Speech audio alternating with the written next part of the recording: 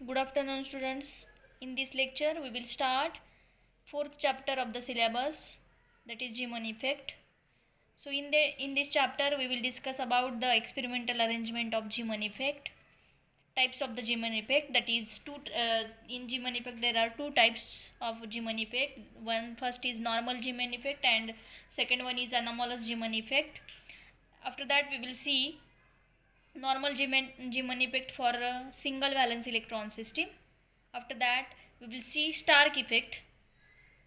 We will discuss about only qualitative statement of this Stark effect, and after that the problems related to the Zeeman effect. Okay, so here we will see first the definition of the Zeeman effect. Okay, what is the definition of Zeeman effect? The phenomenon of splitting of a spectral line. म्हणजे काय की आपण आतापर्यंत बघितलं की spectral lines कुठल्याही sodium ॲटमचा spectrum बघितला, hydrogen ॲटमचा spectrum बघितला, सोडियमचा बघितला किंवा हेलियमचा बघितला, त्याच्यामध्ये काय होतं तर स्पेक्ट्रल लाईन्स आपल्याला बघायला मिळतात. आणि मग या चॅप्टरमध्ये आपण काय बघतोय तर त्या स्पेक्ट्रल लाईनचं स्प्लिटिंग बघतो या चॅप्टरमध्ये आपण. तर ते स्प्लिटिंग कधी होणार आहे तर त्याला आपण जर मॅग्नेटिक फील्ड अप्लाय केलं एखाद्या म्हणजे सोडियम ॲटमला किंवा हेलियम ॲटमला, तर काय होतं तर त्याचं त्या स्पेक्ट्रल लाईन्स ज्या होतात त्या स्पेक्ट्रल लाईन्सचं स्प्लिटिंग होतं, तर त्याला आपण जेमन इफेक्ट म्हणतो. तर डेफिनेशन काय? द फिनॉमिनन ऑफ स्प्लिटिंग होतं आहे. कशाचं स्प्लिटिंग? तर spectral lines. Phenomenon of splitting of a spectral line into a number of component lines with the application of magnetic field is called as Zeeman effect. आता मग splitting होणार आहे spectral लाईनचं, तर एका स्पेक्ट्रल लाईनचं 3 स्पेक्ट्रल लाईनमध्ये splitting होईल, किंवा एका स्पेक्ट्रल लाईनचं 4 किंवा 4पेक्षा जास्त स्पेक्ट्रल लाईनमध्ये स्प्लिटिंग होईल. मग त्याच्यावरती डिपेंडंट आहेत त्याचे 2 टाईप्स. ओके, मग त्याला आपण नॉर्मल Zeeman इफेक्ट म्हणूया. एका स्पेक्ट्रल लाईनचं 3 स्पेक्ट्रल लाईनमध्ये जर स्प्लिटिंग होत असेल तर त्याला आपण नॉर्मल Zeeman इफेक्ट म्हणतो. म्हणजे कधी स्प्लिटिंग होतं तर मॅग्नेटिक फील्ड अप्लाय केल्यानंतर.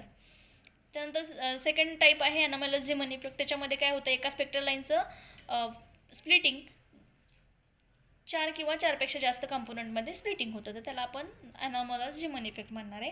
तर त्याच्या पूर्वी आपण काय बघतोय तर experimental arrangement of Zeeman effect. म्हणजे काय की आपण सपोज हा लाईट सोर्स आहे, तर सपोज आपण सोडियम लॅम्प लाईट सोर्स बघूया.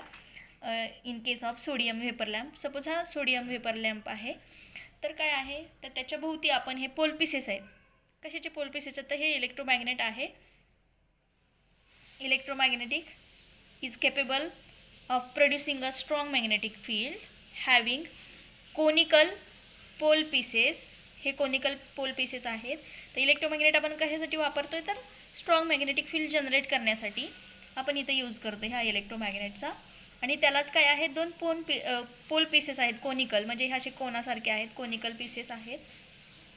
Through which hole have been drilled lengthwise. म्हणजे आता याच्यामधनं आपण काय करायचं की इथं जर होल पाडला आपण या पीसेसला, तर आपल्याला काय बघायचं तर स्प्लिटिंग बघायचं स्पेक्ट्रल लाईनचं.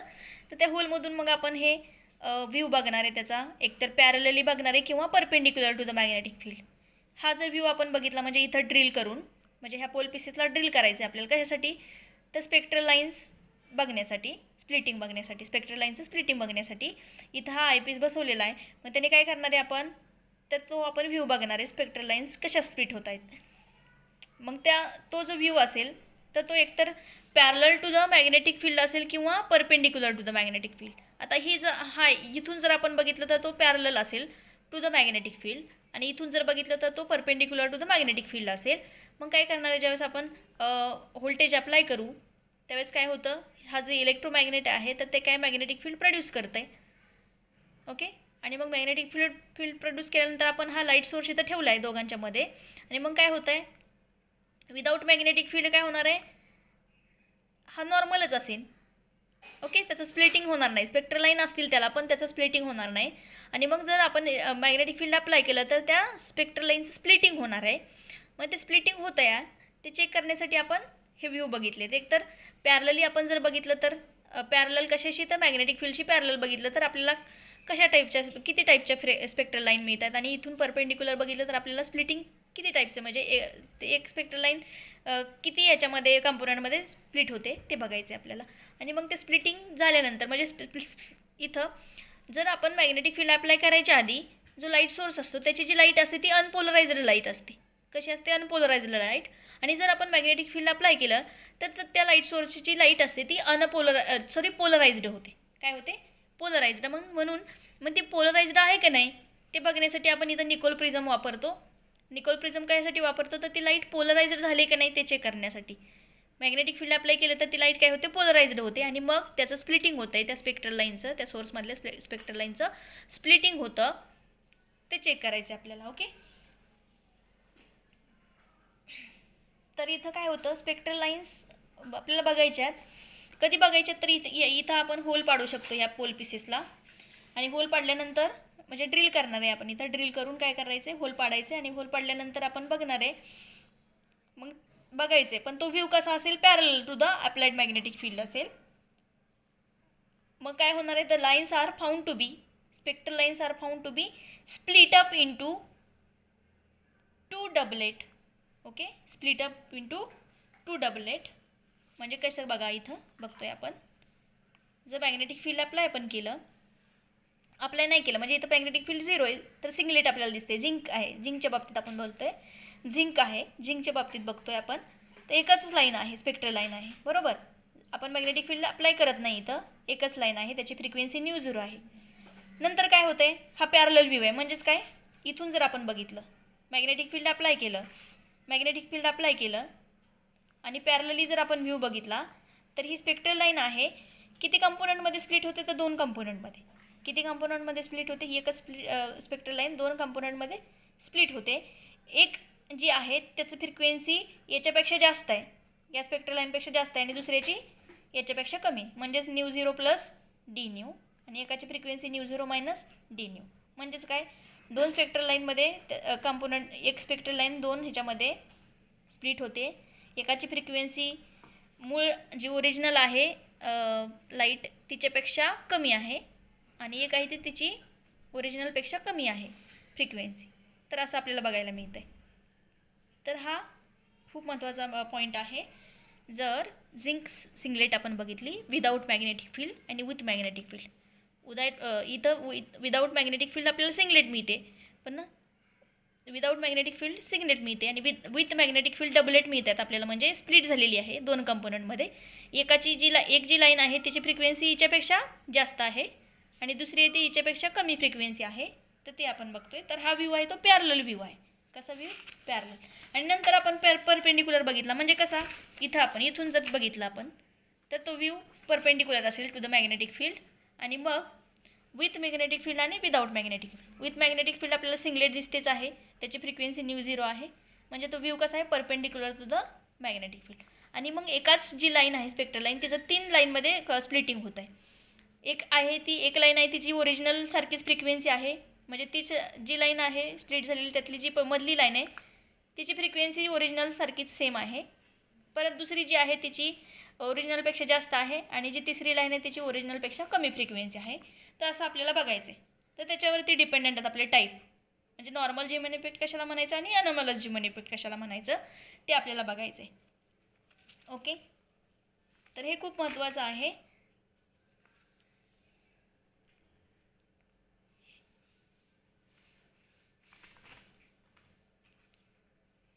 आता आपण नॉर्मल जीमन इफेक्ट आणि ॲनॉमलस जीमन इफेक्ट कशाला म्हणायचं ते बघूयात. आता इथं आपण बघतोय normal Zeeman effect. Types of Zeeman इफेक्टमधलं नॉर्मल जीमन इफेक्ट हे महत्त्वाचं आहे. आता इथून आपल्याला जर एक्झाममध्ये विचारलं तर इथूनच स्टार्ट होईल. इथं काय आहे? द स्प्लिट इज डेफिनेशन बघू आपण त्याची. द स्प्लिटिंग आपल्याला माहिती आहे स्प्लिटिंग होणार आहे मॅग्नेटिक फील्ड अप्लाय केल्यानंतर. स्प्लिटिंग ऑफ स्पेक्ट्रल लाईन्सचं काय होतं?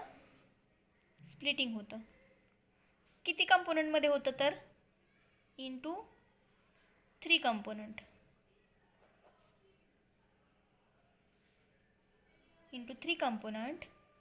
In a magnetic field. म्हणजे मॅग्नेटिक फील्ड अप्लाय केल्यानंतर एका स्पेक्ट्रल लाईन्सचं स्प्लिटिंग होतं आहे 3 कंपोनंटमध्ये. बट आपण आता हे कसं बघणार आहे मॅग्नेटिक फील्ड? वेन व्ह्यूड, म्हणजे व्ह्यू कसा आहे त्याचा, viewed in a direction perpendicular to that of magnetic field. बघा आता हा व्ह्यू आपण इथं बघितला, हा व्ह्यू कसा आहे, परपेंडिक्युलर आहे, म्हणजे ह्याला आपण नॉर्मल झिमेन इफेक्ट म्हणणार आहे. ओके, स्प्लिटिंग होतं आहे एका स्पेक्ट्रल लाईनचं 3 कंपोनंटमध्ये होतं आहे का इथं, तर त्याला आपण म्हणतो नॉर्मल झिमेन इफेक्ट. म्हणजेच काय, तो व्ह्यू आहे perpendicular to the applied magnetic field असेल आणि मग त्यालाच काय म्हणतो आपण, नॉर्मल झिमेन इफेक्ट. ओके, मग आता इथं सोर्स कुठले कुठले वापरू शकता तुम्ही, कॅल्शियम, कॉपर, झिंक एक्सेट्रा असे टाईपचे सोर्सेस तुम्ही वापरू शकता आणि त्याचं स्प्लिटिंग चेक करू शकता. त्याला नॉर्मल झिमेन इफेक्ट असं म्हणणार आहे आपण. सेकंड टाईप आपण बघूया, ॲनामॉलस झिमेन इफेक्ट. तर त्या टाईपमध्ये आपल्याला काय बघायचं आहे, तर वेन, त्याची डेफिनेशन बघूया आपण. When a single spectral line is splitted into 4, इथं बघा 4 or more lines when, पण आता त्याचं व्ह्यू बघा, when observed in a direction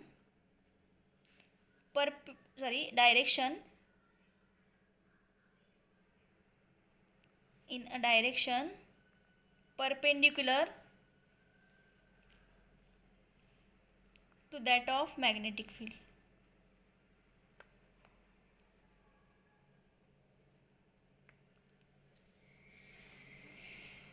So it is known as anomalous Zeeman effect.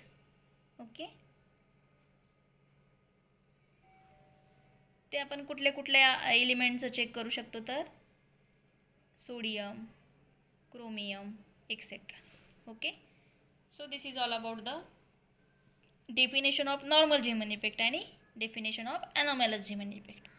तर स्प्लिटिंग होतं स्पेक्ट्रल लाईनचं इथं 3 कंपोनंटमध्ये, पण मॅग्नेटिक फील्ड अप्लाय केल्यानंतर इथंसुद्धा स्प्लिटिंग होतं आहे स्पेक्ट्रल लाईनचं किती कंपोनंटमध्ये, 4 किंवा 4पेक्षा जास्त. पण कधी, मॅग्नेटिक फील्ड अप्लाय केल्यानंतर. पण त्याचा व्ह्यू कसा असतो, perpendicular to the applied magnetic field. म्हणजे कसा, इथं जे बघितलं आपण तसं. ओके, म्हणजे जे स्पेक्ट्रल लाईन आहे ही ओरिजिनल आहे आणि स्प्लिटिंग झाल्यानंतर ही आहे. मॅग्नेटिक फील्ड इथं अप्लाय करतो आपण, मॅग्नेटिक फील्ड अप्लाय केल्यानंतर 3 ह्याच्यामध्ये स्प्लिटिंग झालेलं आहे. मग आता हे त्याची जी फ्रिक्वेन्सी आहे, पहिल्या लाईनची जी पहिली आहे त्याच्यासारखी ओरिजिनलसारखीच फ्रिक्वेन्सी आहे, दुसरी आहे त्याची ओरिजिनलपेक्षा जास्त आहे आणि एक आहे त्याची ओरिजिनलपेक्षा कमी आहे. तर हे आपल्याला डेफिनेशन बघायचं. तर आता इथं बघा, ह्याचं मी तुम्हाला सांगणार आहे की काय होतं झिंक नॉर्मल झिमेन इफेक्टमध्ये काय होतं आहे. बघा, झिंकची स्पेक्ट्रल लाईन आहे एक, आपण ही कन्सिडर करूया झिंकची. ओके, μ0 त्याची फ्रिक्वेन्सी आहे. आफ्टर मॅग्नेटिक फील्ड, म्हणजे मॅग्नेटिक फील्ड अप्लाय केलं, मग त्याचं स्प्लिटिंग झालं 3 कंपोनंटमध्ये, 3 स्पेक्ट्रल लाईन बघायला आपल्याला मिळाल्या. ओके, आणि त्याची फ्रिक्वेन्सी आहे nu plus d nu. Okay, हे एक्सटर्नल म्हणजे मॅग्नेटिक फील्ड अप्लाय केल्यानंतर. पण इथं कसलं मॅग्नेटिक फील्ड असतं, स्ट्रॉंग मॅग्नेटिक फील्ड. इथं आपण अप्लाय करतो आहे कसलं field, strong magnetic field. Normal Zeeman effect झाला हा. तर ॲनॉमॅलस झिमेन इफेक्ट बघायचं असेल तर काय, सपोज ह्या डबलेट आहेत सोडियमच्या, माहिती आहे आपल्याला सोडियमच्या डबलेट असतात D1 आणि D2, बरोबर. मॅग्नेटिक फील्ड अप्लाय केलं आपण, मॅग्नेटिक फील्ड अप्लाय केल्यानंतर काय होतं, तर त्याचं स्प्लिटिंग होतं 6 स्पेक्ट्रल लाईनमध्ये. किती, 6 स्पेक्ट्रल लाईनमध्ये सोडियमच्या डबलेट आहेत. मॅग्नेटिक फील्ड अप्लाय केल्यानंतर त्याचं स्प्लिटिंग होतं 6 ह्याच्यामध्ये. ओके, मग इथं जे मॅग्नेटिक फील्ड असतं ते कसं असतं, वीक मॅग्नेटिक फील्ड असतं. वीक मॅग्नेटिक फील्ड असतं. ओके, तर हे आपल्याला बघायचं आहे. 4 ह्याच्यामध्ये होतं किंवा 6 ह्याच्यामध्ये स्प्लिटिंग होतं. तर याचं 4 ह्याच्यामध्ये होतं, दुसरीचं आहे ते 6 ह्याच्यामध्ये स्प्लिटिंग होतं. म्हणजे 2 स्पेक्ट्रल लाईन असतात, सोडियमच्या डबलेट आपण त्याला म्हणतो. मग एकीचं आहे ते 4 कंपोनंटमध्ये स्प्लिटिंग होतं आणि दुसरी आहे ती त्याचं 6 कंपोनंटमध्ये स्प्लिटिंग होतं. पण तिथं मॅग्नेटिक फील्ड कसं असतं, वीक मॅग्नेटिक फील्ड असतं. त्याला आपण ॲनोमलस झीमन इफेक्ट म्हणतो. This is all about the Zeeman effect. So next lecture we will see classical theory of normal Zeeman effect. So we will stop here. Thank you.